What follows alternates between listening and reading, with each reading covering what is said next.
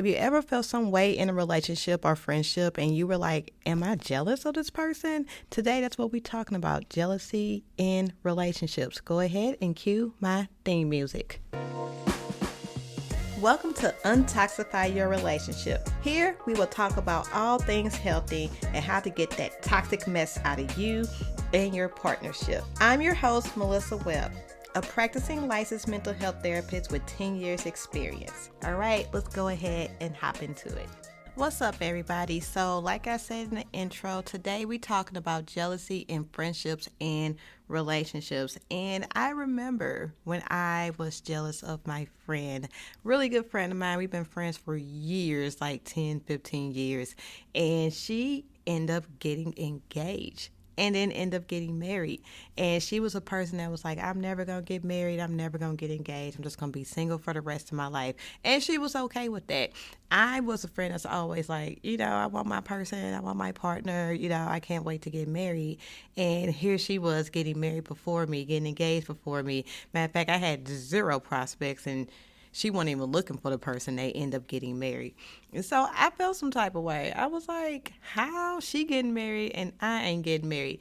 Felt so much of a way that I took it to prayer and was like, Lord, how she getting married and I'm not getting married? And God is so gracious. He just responded, your time is coming, which made me feel better about life. But however, at the moment, I was like, I don't get that. And again, I felt some type of way, feeling jealous about my friend. But the crazy thing is, if I would have never compared my situation to her situation, I would have never been jealous, right? Or even envious because she has something that I wanted.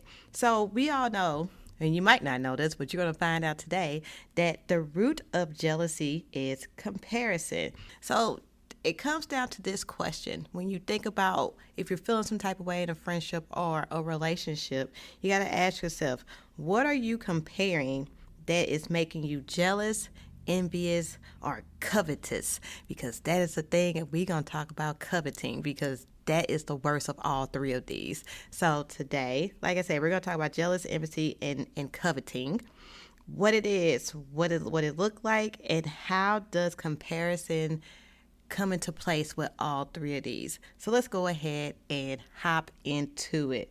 So first, we're going to talk about jealousy. I'm going to talk about them in order of mildest to strongest. So jealousy is the first one. Jealousy is the fear of losing what is yours. It's the mildest because it stems from insecurity and can sometimes be a natural response in relationships. You have this belief that someone belongs to you when it comes to jealousy. Jealousy is a sin because it can lead to possessiveness or insecurity. Now, there is this thing called a healthy form of jealousy, right? Because our God is jealous, right? Because we belong to him. And when he sees us drifting away to other things, he becomes a jealous God because he's like, you belong to me. I need you to come back over here. When it comes to a healthy form of jealousy, an example of that could be a spouse may feel jealous if their partner spends too much time with someone or spends too much time at church or spends too much time at work, right? And so this can lead to important conversations with your partner and some boundaries that your partner can set. Because if you're saying like, hey, I noticed you're spending too much time doing this and I need you at home more, and they actually understand, then yeah, that can lead to an important conversation where you guys can work on your relationship and it can become better. When it becomes unhealthy, that is when one partner constantly accuses the other of cheating. So this can lead to like isolating them from their friends and being possessive or controlling. And when this type of jealousy happens, it leads to toxic behaviors because at this point, you just want this person all to yourself, and it becomes hovering and codependent and controlling, and it's just not a good look for anybody. So where do we see jealousy in the Bible? Well, good old King Saul. King Saul was jealous of David, especially in the beginning when David was anointed after he killed Goliath. He would go on these missions and he would kill, soldiers and stuff. So Saul was like, yeah, that's my boy, until the females started singing these songs talking about some Saul killed 1,000, David killed 10,000s, right? And he got jealous because of that. And after that, he just tried to kill David because he was so jealous.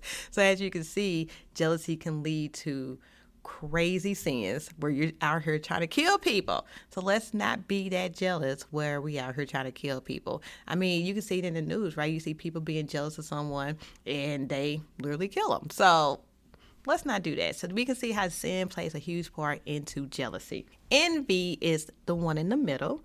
So envy is resentment or bitterness towards someone because of their success, blessings, or status. Envy is feeling upset because they have something that you want. That was me. I was envious. I wasn't even jealous of my friend. I was envious of her because she had something that I wanted.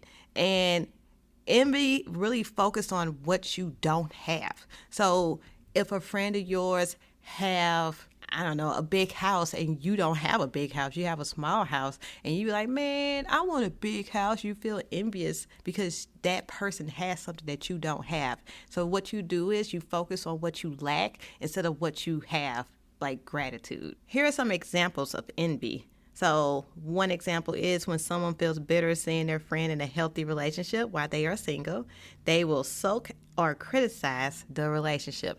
I never criticized my friend's relationship because I actually liked her partner. I thought they were great together. I was just like, I just really just want to be married. I don't understand how I can't be married and she's married, right? Another example can be a person resents their friend's career success, new house, or engagement, and leads to a silent competition or withdrawal. So that can look like if I had a friend who is CEO of a company and I'm over here just being a lowly, employee, I can be jealous and always make things a competition. And it's just like, why are you trying to compete with your friend, right? It's because they have something that you don't have. An example in the Bible is Cain envied Abel's favor with God, and that led that envy to murder. So we can see all these can lead to some type of sin. And so you have to be very careful when you notice these feelings coming up, like this jealousy and envy, and then because it can lead you to other things. Resentment in itself is a state of being, right? Like when you start to resent people, it creates bitterness and it just gets all in your heart. And then that's how your heart becomes hardened, and it becomes harder for you to turn back to God because you're so knee deep in sin that now you got to crawl your way up out this hole that you dug for yourself because your heart becomes so hardened. So be very careful when it comes to jealousy and envy because, again, it seeps down in your heart and it's just not a good look. As you see in the Bible, we see this, and it all led to someone trying to kill someone or it did kill someone. So we don't want that. Coveting. This is the strongest, and it's also one of the 10 commandments. And it's wanting what someone else has. And it's one of the strongest because it's a deep craving that can lead to sinful actions that leads outside of God's will. So the focus of coveting is wanting what isn't yours. So in a romantic situation, this can look like someone desiring another person's spouse or relationship and begins fantasizing or even acting on those feelings, which means that you can see someone's husband or wife and be like, oh, they cute. And then you start actively being like, well, I want them. So let me go ahead and start hitting on them. So then you lead them into adultery. Yeah, that sounds bad. So let's not do that. When it comes to friendship, that can be one friend sees another close bond with someone else and wants the same level of connection, which leads to resentment. So let's say it's a group of friends, and in your friend group, some people are closer to others than others are. And so like you see one friendship in a friend group, you're like, man, I really want that. And why don't I have that friend with that person? And it can lead to resentment of like, I don't even want to be in the friend group no more. Forget y'all, blah, blah, blah, blah, blah, all because you're coveting. And that leads to resentment and bitterness. And again, it leads to some type of sin. It leads to you outside of God's will. An example of this can be David coveted Bathsheba, which was another man's wife. And not only did it lead to adultery, it also led to the murder of the husband that was married to Bathsheba, Uriah. I talked about that in the cheating episode, so I'm going to definitely link that in the show notes if you have not listened to that whole thing, because, baby, that was a whole thing with David and Bathsheba. So we know that comparison is the root of all three of these. When it comes to jealousy, it's comparing relationships. So it's comparing you with other people's relationships or situations, right? So if you look and say, they man is this, my man ain't that, or I want what they have. So it's comparing relationships. For envy, it's comparing your life to someone else's, right? So you're comparing what you see someone else's life look like, and you're comparing it to yours. When it comes to coveting, you're comparing relationship status, lifestyle, or achievements of others. So you're comparing everything that you see with you with them. Everything is a comparison, and then it drives this whole thing of jealousy, envy, or coveting. Comparison creates discontentment and causes insecurity and competition. Why are we competing, especially if these are like your friends, your homies, right? Even your lover? Why are we comparing ourselves to people that we care about? Like, that to me just does not make sense. And I also get that the enemy wants to come in and destroy relationships, and this is one way that he can do it. If you recognize that you are comparing yourself to other people or situations or to their achievements or their relationships or whatever it is, you got to take a step back and be like, whoa, this is not what I need to be doing. The devil is deviling, and I need to figure out how to not compare myself to my friends. Like I said, especially if you love these people, why are we comparing ourselves to them? To end comparison, you need to learn contentment, because what God has for you is for you. Comparison won't speed it up or change it. So as long as you're comparing yourself to other people and you're not doing work to change yourself or to be content with what you have, then guess what? You're just going to always be comparing. You're going to stay in this jealousy state, and it's going to really foster some bitterness and some resentment. And that ain't what we want. So just learn contentment, because contentment is a state of being. It's a difference between happy and being content. Happy is a feeling. It fleets. And contentment is something that stays with you. It's a state of being. I also did an episode on that. I will link that in the show notes as well, which talks about contentment and how you need to learn contentment, especially in your single season. So how do we guard our hearts? Because you need to guard your heart when it comes to jealousy, envy, and coveting. Because if you don't guard your heart, again, it will seep into your heart, and then your heart will become hardened. We ain't trying to be like Pharaoh out here with a hardened heart, being hard-headed and not wanting to change and being stuck in your ways. We always want our heart to not be hardened, so God can always come in and do the work that he needs to do. And remember, our hearts is our tree, right? It's where we bear fruit. So wherever your heart is, that's the fruit that you're bearing. So we don't want bad trees. We want good trees so we can bear good fruit. So how do we guard our hearts? For jealousy, you need to address the insecurities and communicate openly. Trust is key.